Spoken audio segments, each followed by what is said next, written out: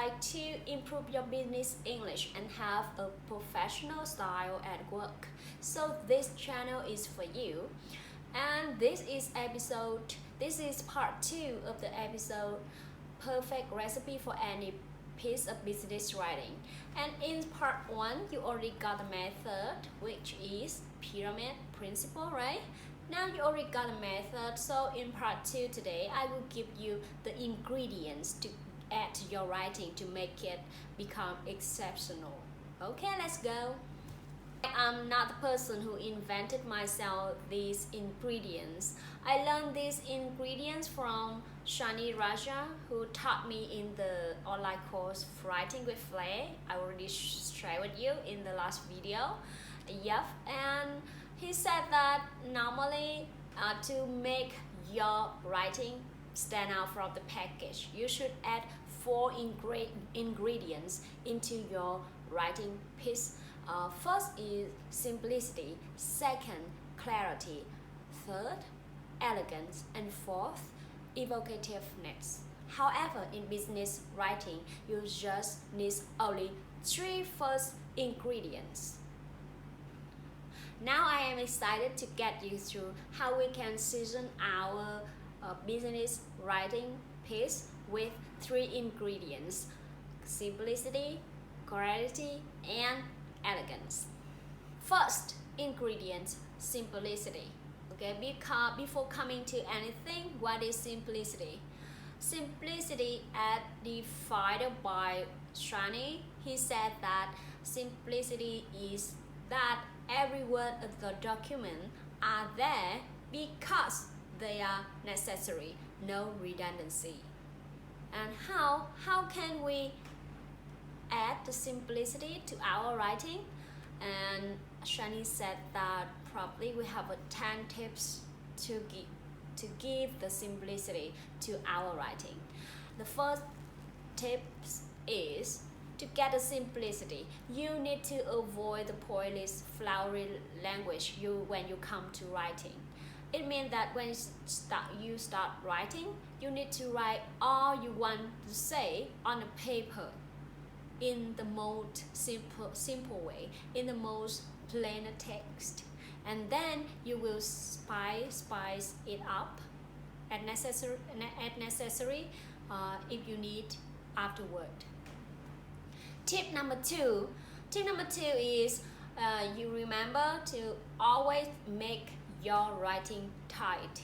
You need to strip out words to make it economical always. For example, I got an example on board now. I will provide you with the update until the end of the day. Okay? So should we write this very long sentence, or you just need to strip out? I will provide you with the update. Provide you with the update. It means update, right? So I still keep, so provide you with the update, so it means update. Until the end of the day. Until the end of today.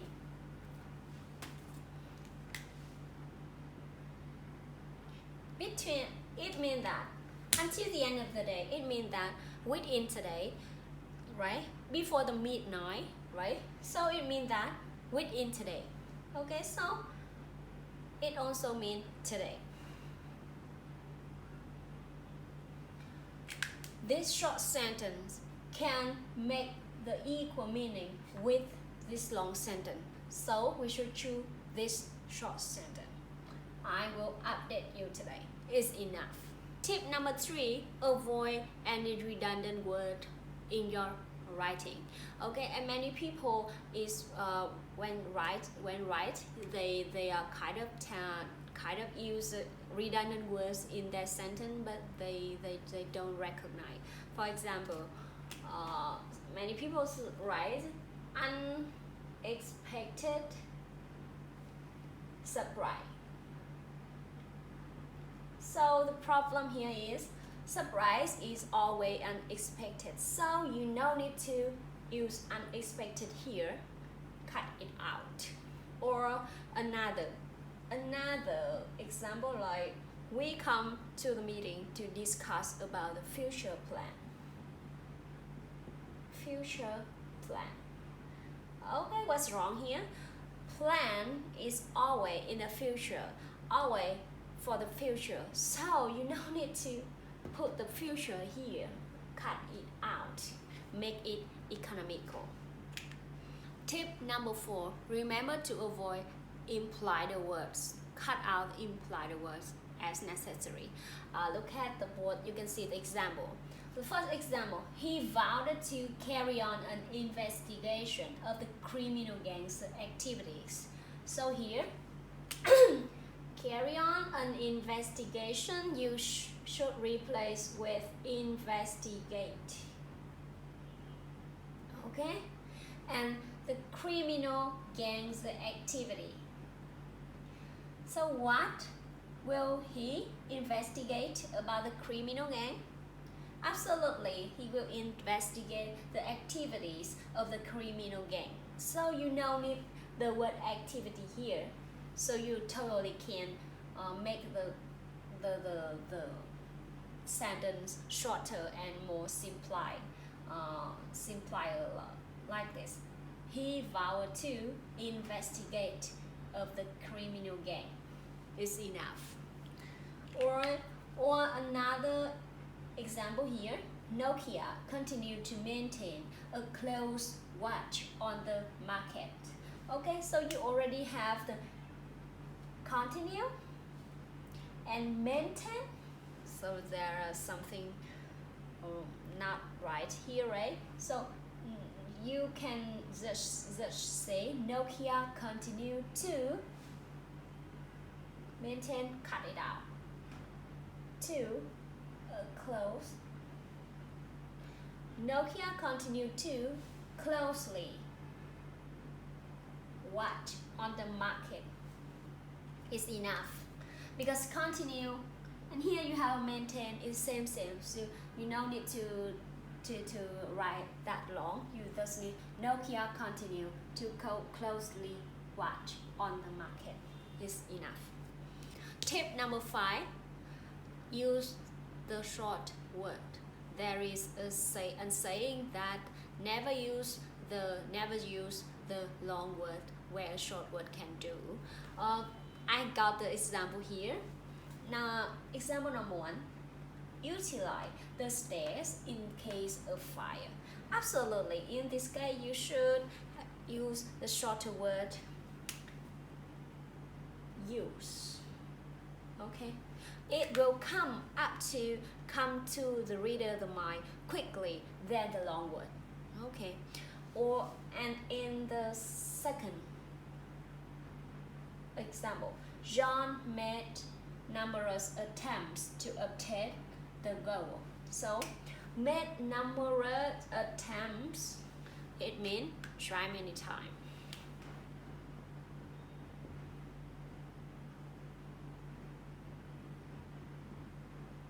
Okay, so you can say, right, John tried many times to obtain the goal. Okay, so again, avoid using the long word where short word can do, and absolutely you can use the long word when you already used the short word before, or you really need to use the long word for any specific purpose of you. Okay. Tip number 6, always avoid the careless repetition. On the board I have an example of the careless repetition. Ambiguity can occur at any time in your writing, so you need to be able to support the many ways it can crop up in your writing. So what's wrong here? And the problem here, you can see the word you're writing here and you're writing here again. Okay, so your job is read again, and anytime you find the repetition, you should delete one of them. Okay, so here in this example, you can delete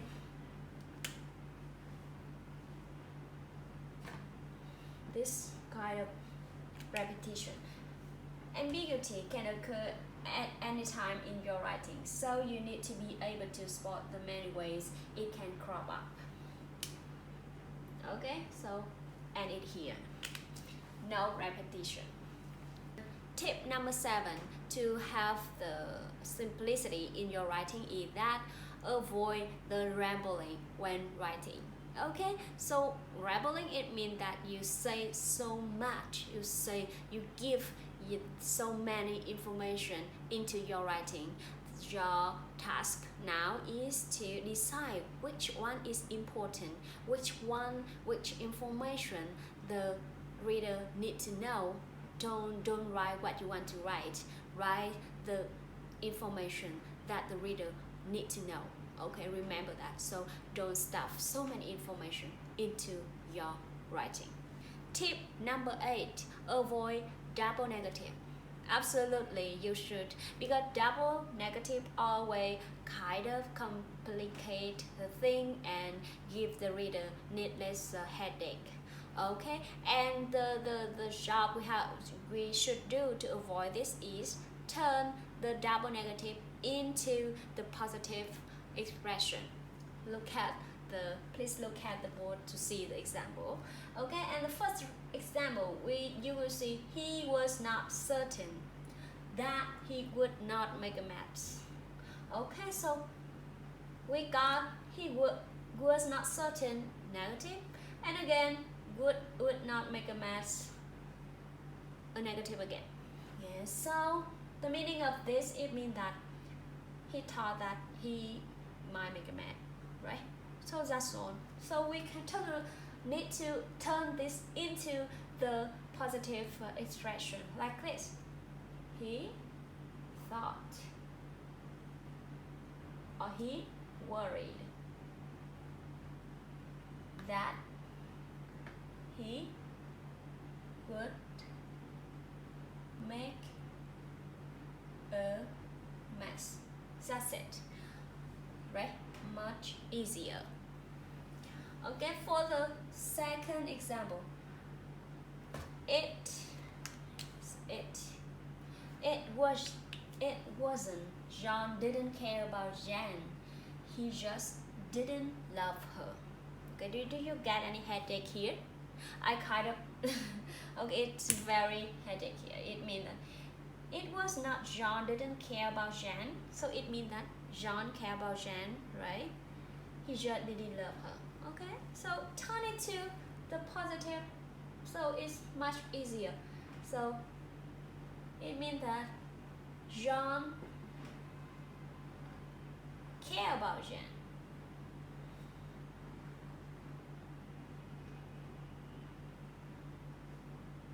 But, right, he did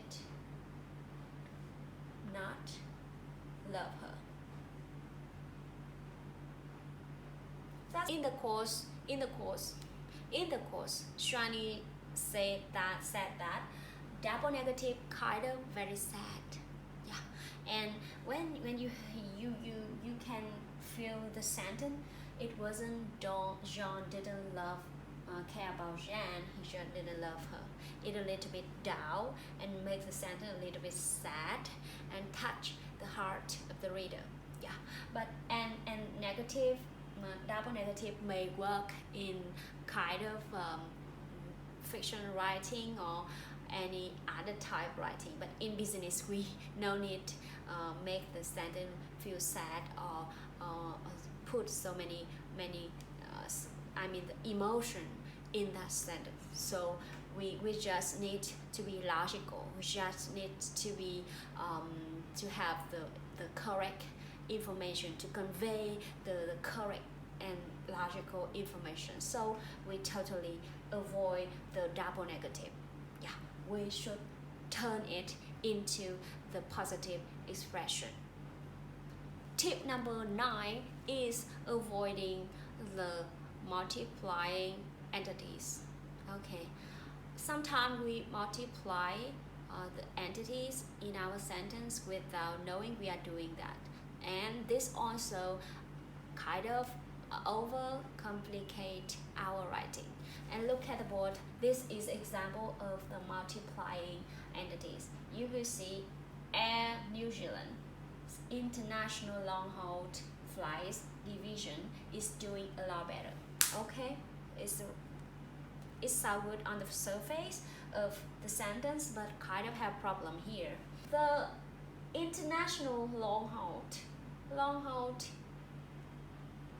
always international flights. Short haul is a domestic and long haul is international. So we can strip out the word international. Okay, and next, Air New Zealand is an airline, so an airline always serve flight. Okay, so no need a long haul flight, no need to fly here. So all we can have for the new sentence is Air New Zealand's the long haul division is doing a lot better. Okay, so it's very economical now. Tip number 10 to add your writing the simplicity is avoid overstretching and write long sentence. Okay, there are two reasons to write a long sentence. First, there are so many subclauses in your sentence, and second, you stuff so many points in one sentence. Yep. And what should we do? We absolutely should break down the points into many short sentences instead of stuffing them into this one sentence. You have to remember, long sentence doesn't make you sound more intelligent or kind of have a higher skill of writing. It does make your reader tired. Tip number 11 to get the simplicity: avoid the unnecessary ceremony in your writing. Okay, so what is unnecessary ceremony? Unnecessary ceremony is when you capitalize the letter in the word in your sentence when you don't really need to do it. Okay, for example, government. We tend to capitalize the letter G when we know it. We should write is government only. Another, central bank. Absolutely, many people will write in the sentence will be central bank, with C and B will be capitalized. But no need. We just write central bank. Next, nuclear test. N and T no need to be capitalized. Nuclear test. And prime minister. Prime minister. No capitalized. Okay, this will help your reader feel much easier on their eyes, and also make your writing tips more simple, more easy. I'm sure now you already understand what is simplicity and how to add this ingredient to the writing. And now we come to the next very important ingredient to add to your writing is clarity.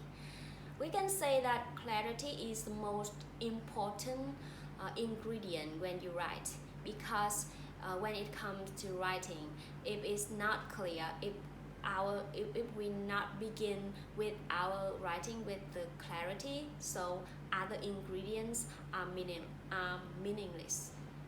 Yeah. So what is clarity? Clarity is when the point and the ideas of use is conveyed as clearly, as effectively as possible to a reader. 9 tips to add the clarity to our writing. Let's go with me. Tip number 1, avoid fuzzy thinking. What is fuzzy thinking? Fuzzy thinking, it means that you are not so clear about your idea, right? So not so clear what are you thinking and what you gonna write in your document. So If you have the fuzzy thinking, then you when you come to write when you come to writing, you totally will put those fuzzy thinking into your document. So please don't write anything when the idea is still not clear. You need to have the clear points before you go to the writing. You have to know exactly you want to say, exactly you want to write, exactly what you want to say to the reader before you write.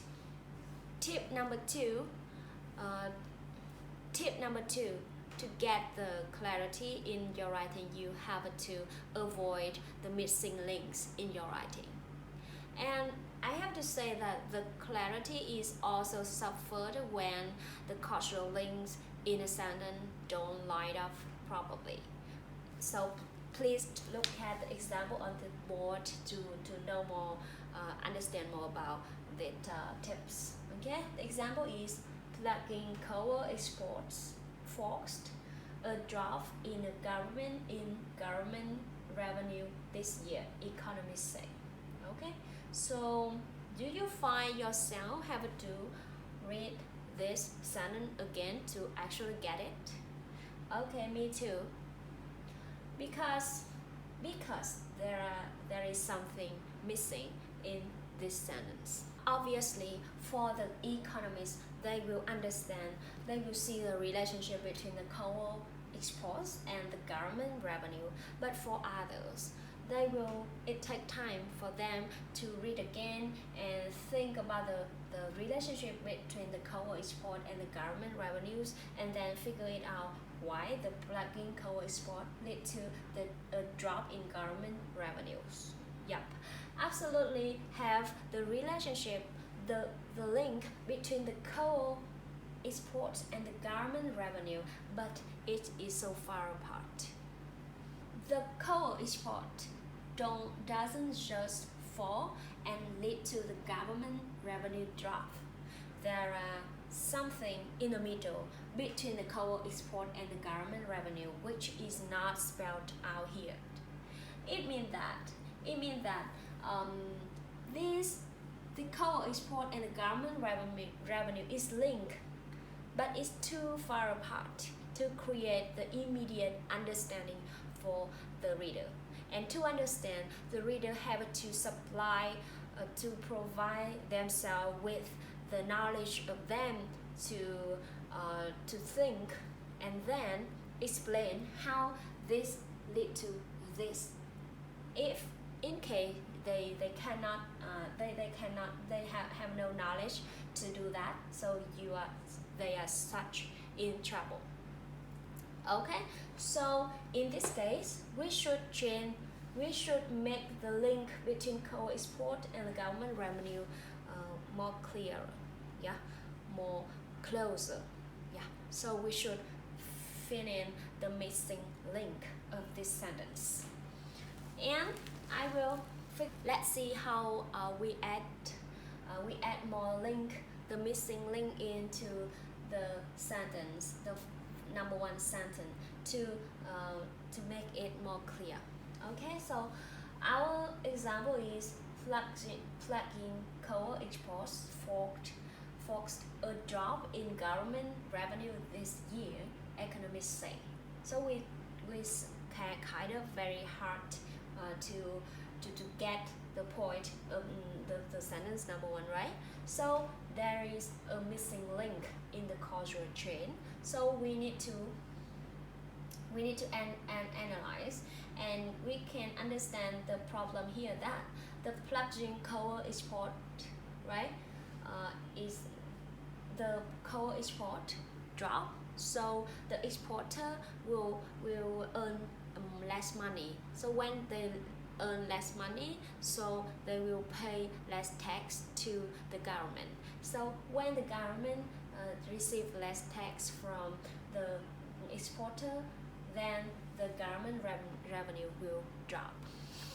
That is causal link, exactly the causal link of this sentence. So you need to write it like this: plugin coal exports forced a sharp drop in government revenue this year, economists say, as producer, the producer of the fuel paid less tax. We already add more link into this sentence to make it clearer. Okay, another way we can do is fluctuating coal exports meant producer earned less, and this contributed less tax, triggering a sharp drop in government revenue.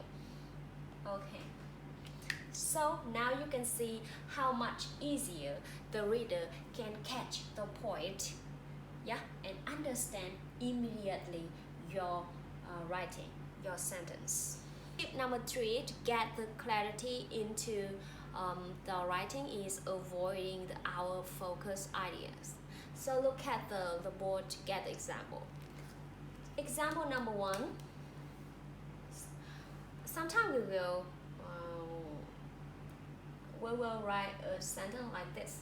An Apple media statement said it will launch the new iPhone next year. So you have something not okay here.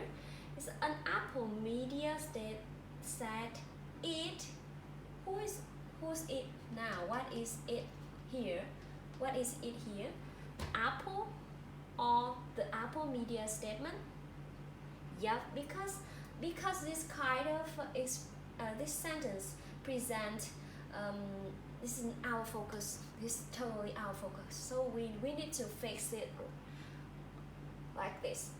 In a media statement, Apple said it, right, will launch the new iPhone next year. This is correct one, and it is not our focus. Because if you write an Apple media statement said it will launch the new iPhone next year, so this it will be our focus.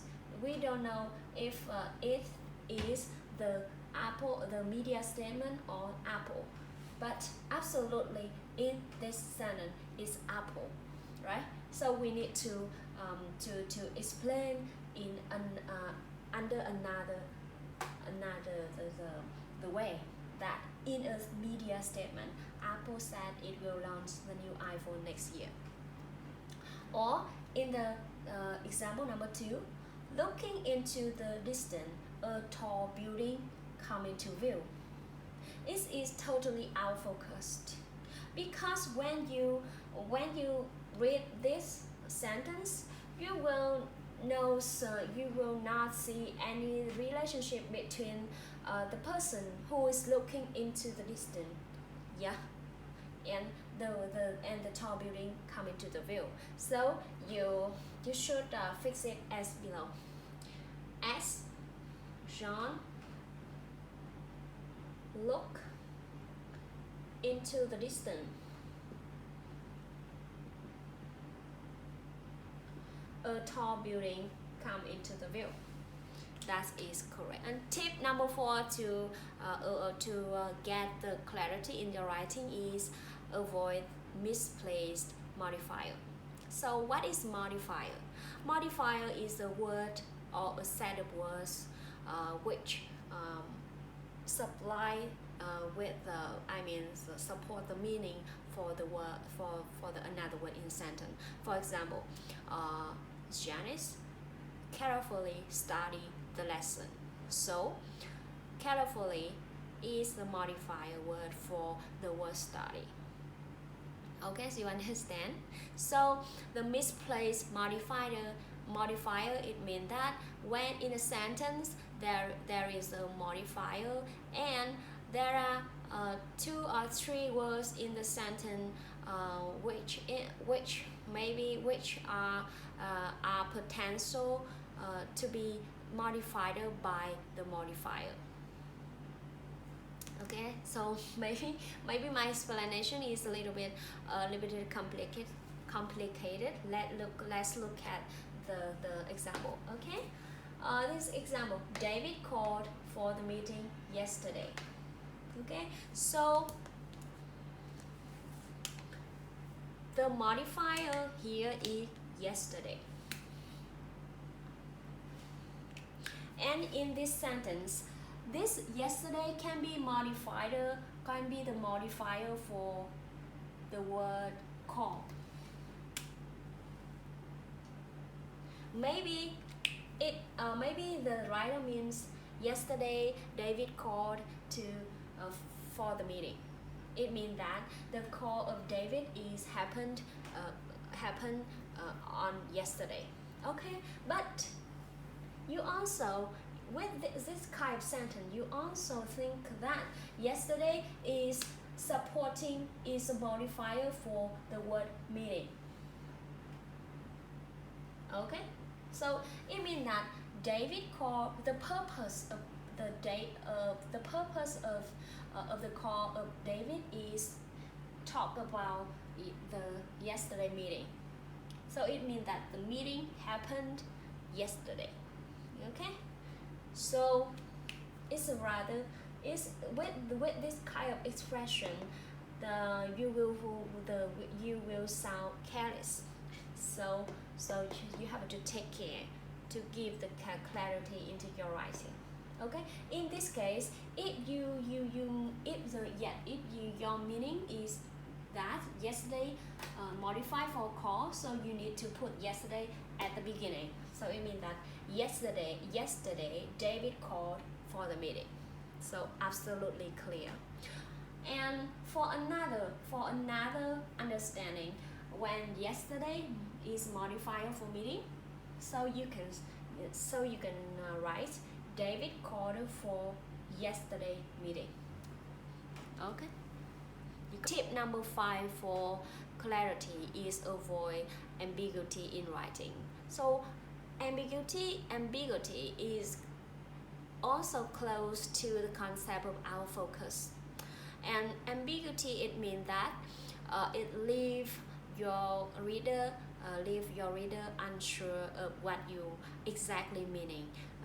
So it means that what you are saying, what you are writing can have more than one meaning. Okay, so for example, my older students are very nice. So in this case, unless you put it into the context, if not, it will be very is kind of ambiguity example. Older student, there are two meanings. Older students, maybe the reader can think you are referring to the student have the age, the higher age, right? Maybe you are referring to the age of your students. Or in another case, maybe you are referring to students you already taught in the past, not your current student. Yeah, not the student you are teaching now, but the student you teach in the past. So it's older student.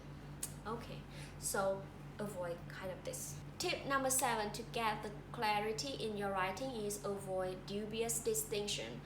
You please look at the example here. Jennifer's painting was the most breathtaking, impressive, and striking piece among the 7 competition entities. Okay, so it sounds okay on the surface of the sentence, right? But take a closer look. You can see it's breathtaking, it's impressive, and it's striking. Okay, so there a problem here? Yep, there is a problem. You are use a lot of adjective here. Quickly, Sam. It's breathtaking, yeah. So if it's breathtaking, it will be impressive. So you know it's breathtaking. And if it's impressive, so it will be very striking. So you know it's impressive here. Okay, I know you want to stuff many adjectives to your sentence here to make the reader can understand how wonderful the painting of Jennifer. But no need, because you just can say Jennifer's painting was the most striking piece among the 7 competition entities. So the reader can absolutely get that Jennifer the painting is the most breathtaking and impressive, because breathtaking and impressive, the most breathtaking, impressive, so is the most striking. Okay, so okay. Tip number 8 to add the clarity to your writing is remember to avoid the jargon in much word in your writing. And tip number 9 to have the clarity in your writing is being careful with the tense. Okay, so when you speaking, so kind of mixing up the tenses are forgivable. However, as an elite writer, you have to be highly conscious of your tenses and make sure it is consistent in your writing. Okay, so many readers, they have to travel back and forth from the future to the past and then the present, so don't do that. Okay, so make your tense consistent in your. And tip number 10 to have the clarity in your writing is knowing how to use it and how to use they when you write. Okay, so you have to keep it consistent in your writing. If you refer to an entity, an organization, a company, so it will always be in the singular form, it. For example, you refer to a company like Apple, you say that Apple say it will launch the new product next year. So Apple say it will. So when you refer to Apple, it should be it. Or the Chinese government say that it will apply the tax on blah blah. So government, it also, right? So you have to keep this consistent in your writing. Okay. But however, there are some exceptional cases when you're referring to maybe a band, a music band, or a football clubs. So police. So it should be they, not it. For example, the Manchester United say it will be they will be in UK next time, for example. Okay, so the football club, when you refer to football club, you should be referred as they. The Manchester United say they will be in UK. Okay, and another example like police. So the police say they is looking for this man. Okay, so the police, they. Another like the boy band Westlife says they will have a tour around the world, kind of that. So the music band, the football clubs and the parties, when you refer to these entities, you should refer as they. Okay. Now you already have the ingredient simplicity, which will make your writing become lighter and faster. And then you already got the ingredient clarity, which will have your writing more focused and sharp. And now I will give you the third one, the final one, ingredient to add to your writing to make it like beautiful piece of writing is elegant. So what is elegance? So elegant is said that it is an ingredient which will make your writing orderly and elegant. Okay, so let's go to see how we can add this ingredient elegant to our writing. 5 tips to have the elegance in your writing. Tip number 1, okay, remember to have the elegant appearance of your writing. It means that you have to have the consistent house style of yourself, of your document. Like, what is house style? House style is rules of spellings and kind of a standards of, and formatting of your writing, and it should be consistent in throughout your writing. And many publishing company and university and organization, they have the house style to make sure that all of the document move out from them is consistent in formatting and in spelling. 3 is focusing on writing the elegant paragraph. And the teacher said to me, said in the online course, that the long paragraph is not elegant and is not pleasant to read. So it's better to write kind of not so long paragraph. Short paragraph is better. Tip number 4 is making sure that you have an elegant transition. It means that you have to make sure that you have a good transition between your sentences and your paragraphs.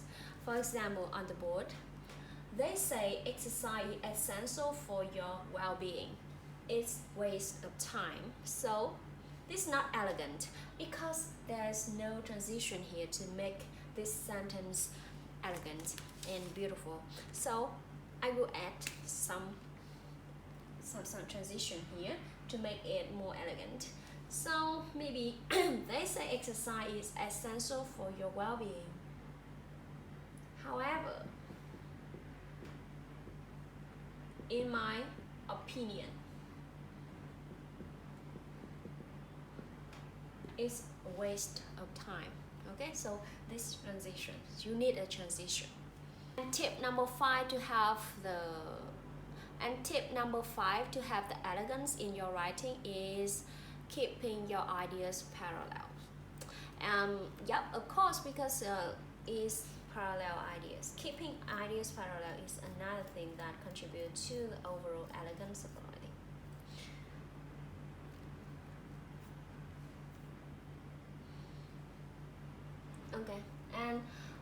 And the tip number 5 to add the elegance to your writing is parallel idea. Yep, absolutely. Parallel ideas is a factor contributed to the overall elegance of your writing. You can get example here. Mr. John is quiet, friendly, fond of drinking tea, and keen on jogging. So you can see the something not parallel idea here. Like quiet and friendly is describe or some kind of personality, right? And the fond of drinking tea and keen on jogging, like talk about his liking. Okay, so it's not parallel when you write different quality of describe the different points, different quality like to do.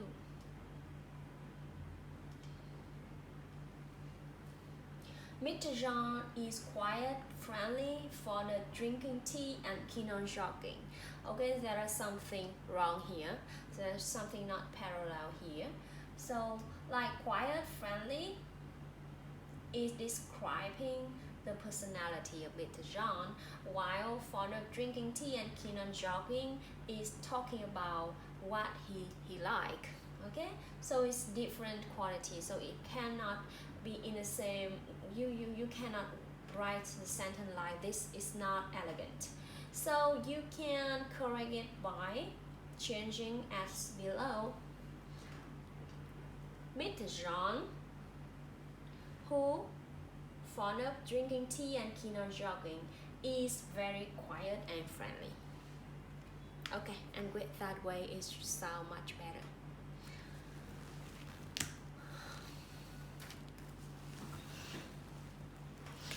Okay, so until now, okay.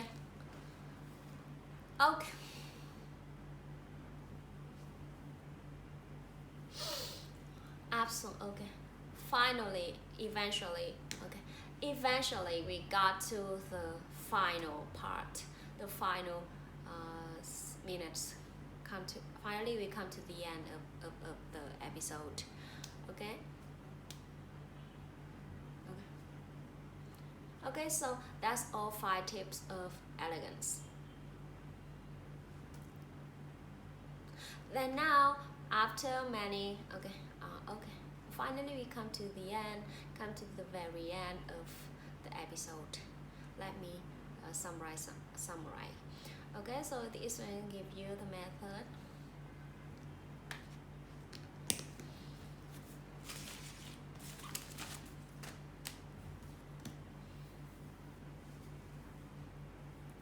Okay, now I believe that you already got 3 ingredients to add to your writing: simplicity, clarity, and elegance. And please practicing and being careful when you're writing to spice up your writing with those ingredients effectively. Ta-da! Ta-da! Finally, we got to the very end. Okay, ta-da! Okay, so finally, okay. Ta-da! Okay, so finally we got to the very end of this episode. The episode perfect recipe for any piece of business writing. So to conclude, I want to summarize that my recipe have 2 parts. The first part is method. So what the method I apply is applying the pyramid principle of Pareto when you write.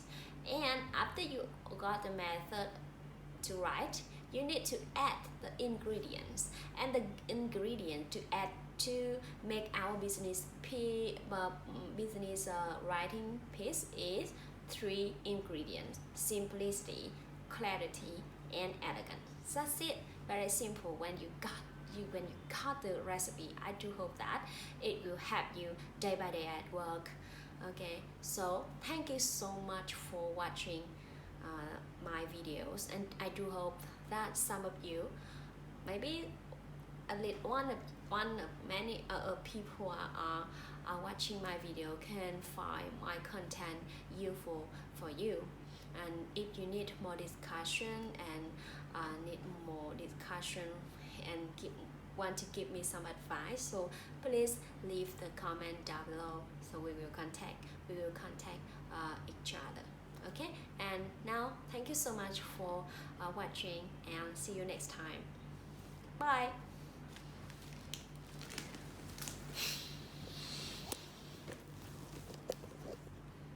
Mr. John is quiet, friendly, fond of drinking tea, and keen on jogging.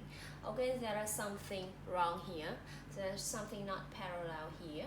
So, like quiet, friendly is describing the personality of Mr. John, while fond of drinking tea and keen on jogging is talking about what he like.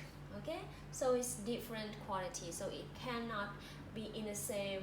You cannot write the sentence like this. It's not elegant. So you can correct it by changing as below.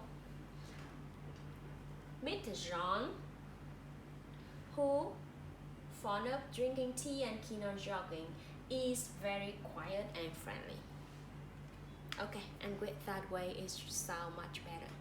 Okay, so finally we got to the very end of this episode, the episode perfect recipe for any piece of business writing. So to conclude, I want to summarize that my recipe have two parts. The first part is method. So what the method I apply is applying the pyramid principle of Pareto when you write. And after you got the method to write, you need to add the ingredients, and the ingredient to add to make our business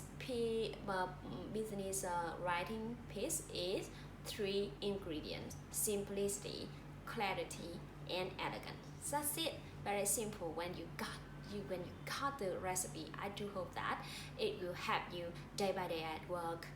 Okay, so thank you so much for watching my videos, and I do hope that some of you, maybe at least one of many people are watching my video, can find my content useful for you.